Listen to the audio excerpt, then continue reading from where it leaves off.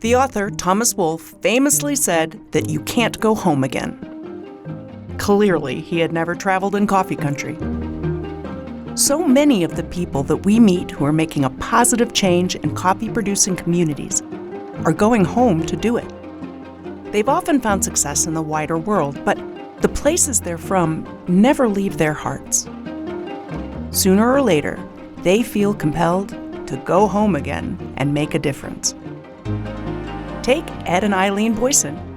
They have built a beautiful life in the United States, but their desire to reach back and help the people in the communities they came from got stronger. Which is why they were absolutely determined that Bob and I and our Obis team joined them on the other side of the world, the Philippines. I have been a coffee drinker all my life, but I didn't know that the coffee industry, as it exists today, is ruining the environment and keeping people trapped in poverty. That is the status quo of coffee. We can't let that stand. We've got to change it. We're traveling the world looking for producers who are doing the right thing for their people, for the planet, and for their communities. When we find them, we connect them to a marketplace of buyers that will pay them the right price, now and for years to come.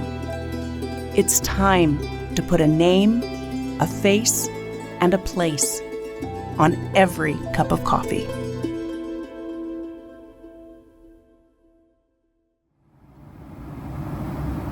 In January of 2025, the Obis team touched down in Manila, the capital city of the Philippines. Welcome to Manila. Ed and Eileen showed us around the city and reflected on how the visit came to be. Ed Boyson was raised in the United States. The son of immigrants from the Philippines, he traveled back home every year. Eileen was born and raised in Iloilo and met Ed when their families conspired to introduce them. After developing a long-distance friendship over the phone for months, Ed finally visited Eileen in the Philippines. They took us to the beautiful restaurant on a pier where Ed had proposed. Ed and Eileen decided to make a life in the U.S., and their paths eventually led them to owning several Biggby coffee stores outside of Detroit, Michigan. They had built their business as almost all coffee entrepreneurs do, never looking behind the curtain that separates the world of coffee drinking from the world of coffee producing. But that all changed when they first heard about Obis. As a business, you should be sustaining yourself, number one. Just like when your personal life, you got to feed yourself, or an airplane, right? Take care of your own oxygen mask and prefer to help others. But once you're there, you have an obligation to help those around you. They were inspired, and they wanted to see if they could make a difference in the Philippines. But they had no connection to coffee there. So began a 7-year journey to work with the government of the Philippines to set up an exploratory coffee visit. And now, here we were. The following morning, we were up early to meet our government handlers and set off for our first farm visit in the mountains above the city. With the Obis team and the government team, we were quite a circus. But Jonalyn was ready for us. Jonalyn had left a successful corporate career to pursue her passion for coffee and to carry on her father's legacy. Jonalyn's father had literally written the book of growing coffee in the area. She told us of her grand vision for using coffee to lift up her community and about her commitment to sustainable agriculture. What do you think your father would say if he could see you today and the changes? I'm very proud of you. We could have stayed with her all day, but our handlers needed to keep us on time. So we said goodbye and set off for another farm. The Philippines is a nation of islands, and over the next several days, we flew to many islands and visited many farms.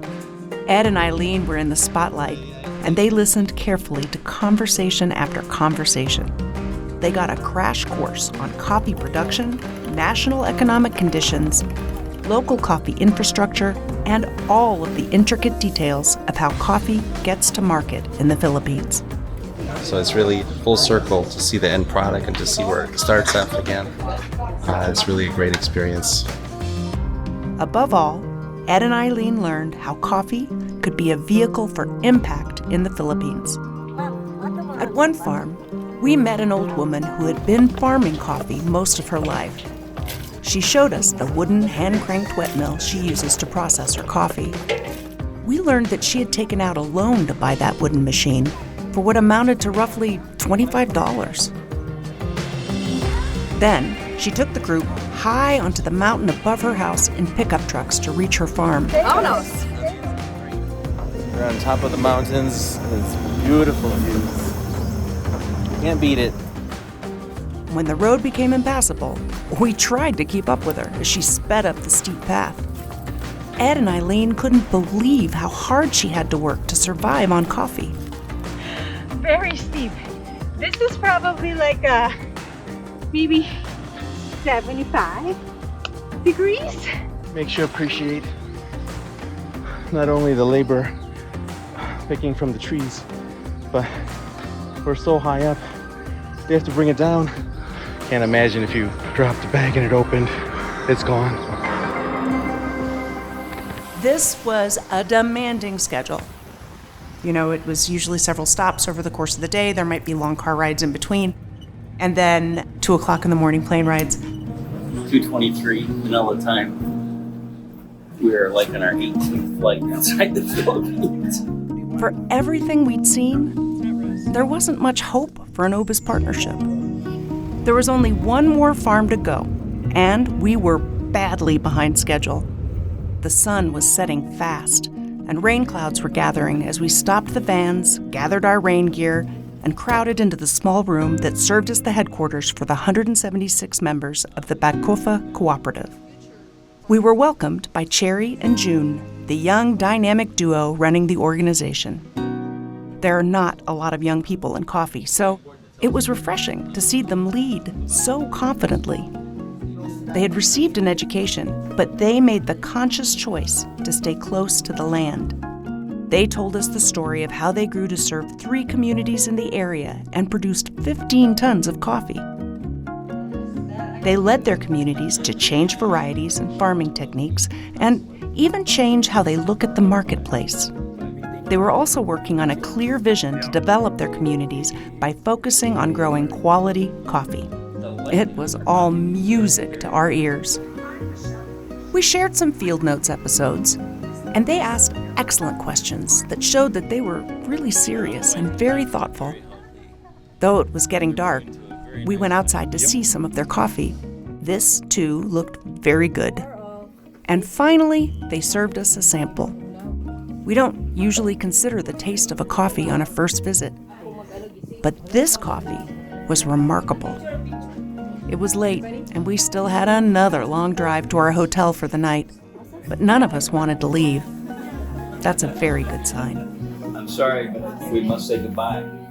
But we don't say goodbye. We say see you later. See you later. What comes of a promising first visit is still anybody's guess. The same is true for what Ed and Eileen's next moves to make a difference in the Philippines will be. Could they establish a model farm to improve agronomy and increase earnings? Could they open cafes in the Philippines and buy coffee directly in country? We'll just have to wait and see what happens next. Yeah, so just really excited for this. Hopefully it can turn out to be something really good. Amen to that.